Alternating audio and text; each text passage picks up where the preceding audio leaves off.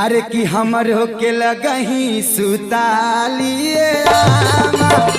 बेटा राउर पीटे रोजा करे ले डरामा हमरो के लगही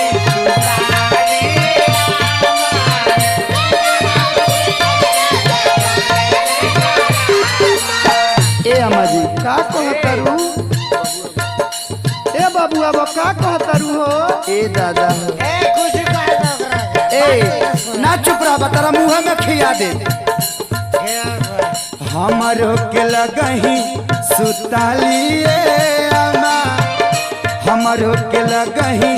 सुतालिए